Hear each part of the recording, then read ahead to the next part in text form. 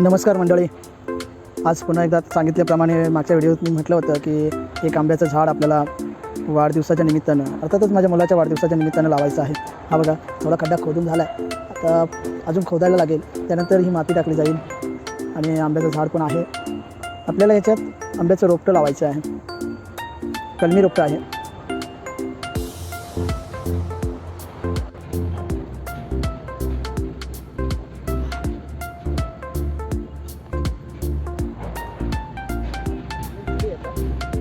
आपल्याला रोपट्यासाठी शेणखत मिक्स झालेली माती, लाल माती ती टाकायची आहे आपल्याला.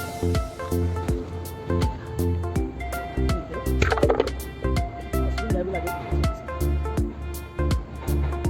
जेणेकरून खाली पोलसरपणा राहील.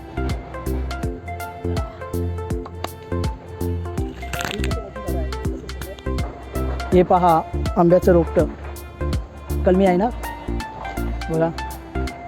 माझ्या मुलाच्या वाढदिवसाचं निमित्त एक औचित्य साधून ह्या आंब्याच्या रोपट्याला इथं आज लावणार आहे. नुसतं लावायचं नाही तर त्याची निगा पण राखली पाहिजे. पहा, ही झाडं झुडपं दिसत आहेत ना, छोटासा बगीचा आमचा, जास्त मोठा पण नाही, पण प्रत्येकाच्या वाढदिवसाला काही ना काही कोणतं ना कोणतं तरी झाड आम्ही लावलेलं आहे. चला तर मंडळी, आपण हे झाड लावून घेतो, नंतर पुन्हा व्हिडिओकडे येऊ आपण. मंडळी पहा, याला आता आपण उभं केलं आहे या रोपट्याला. आता माती टाकायची, वरती माती टाकून घेतो, पुन्हा येऊ व्हिडिओकडे. आता ही माती जी आहे, माती आता याच्या भोवताली आपण फिरवत आहोत.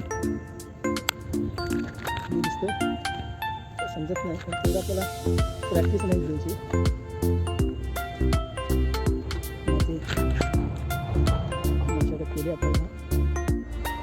मंडळी, एकंदरीत या आमच्या छोट्याशा बगीच्यामध्ये एक नवीन सदस्य वाढला. एक आंब्याचं रोपटं लावलं आहे. आता तुम्हाला मी माहिती दिली होती, कालच मी सांगितलं होतं की आम्हाला एक अजून रोपटं लावायचं आहे मुलाच्या वाढदिवसाच्या निमित्तानं, एक छोटंसं रोपटं. पण आता ह्या बगीच्याचा एक नवीन सदस्य असणार आहे, नक्कीच त्याची निगा राखली जाईल. वेळेवर पाणी आणि वेळेवर खत पाणी ही वेळेवर असावं लागतं, औषध पाणीसुद्धा, तरच ही झाडे जगतात.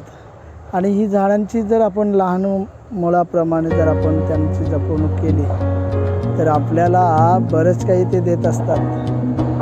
आंब्यांची पाने, आयुर्वेदिक शास्त्रामध्ये तुम्ही गेलात तर आंब्यांच्या पानांचं किती महत्त्व आहे हे आता या व्हिडिओत मी सांगत नाही आहे.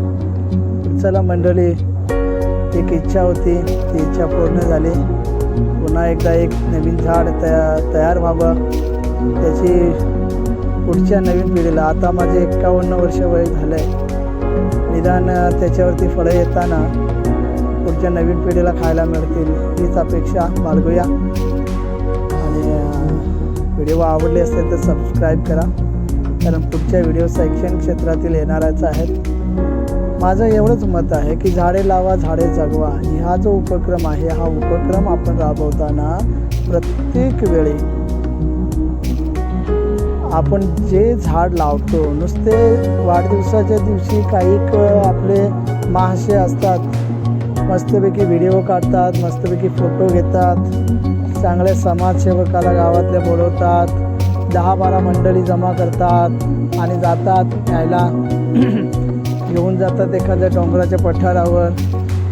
त्या पठाराला पुन्हा उन्हाळ्याच्या वेळी आग लागली की ती झाडं करपून जातात. पुढच्या वर्षी पुन्हा त्याच खड्ड्यात, त्याच ठिकाणी एखादं झाड लावायचं, बस पुन्हा फोटो घ्यायचे, असं चालतं. पण तसं नाही बघा. ह्या झाडाला पहिला मान पाण्याचा, पाणी हे महत्त्वपूर्ण आहे आणि हे पाणी आम्ही ह्या पाण्याच्या टाकीतून वाहत असतो. खरंच मंडळी, वृक्ष संवर्धन केलं तर त्यापेक्षा मोठं पुण्य नाही आहे. कारण निसर्गाच्या सानिध्यामध्ये राहणारे अनेक कीटक प्राणीसुद्धा आहेत. त्यांनासुद्धा यांची गरज असते आणि ती गरज आपल्या माध्यमातून जर भागत असेल तर नक्कीच झाडे लावा आणि झाडे जगवा हा उपक्रम तुमचा यशस्वी किंवा संपादन झाला असं म्हणायला काय हरकत नाही. शाळेमध्ये विद्यार्थ्यांसोबतसुद्धा काही वृक्ष लागवड आम्ही केली. त्याचा आनंद आम्हाला नेहमीच घेता येत असतो.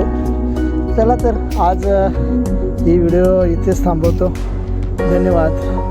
पुढच्या व्हिडिओ येतील शैक्षणिक क्षेत्रातील ते नक्कीच पहा. उपक्रम असतील, बऱ्याच गोष्टी असतील, बरीच माहिती असेल. धन्यवाद.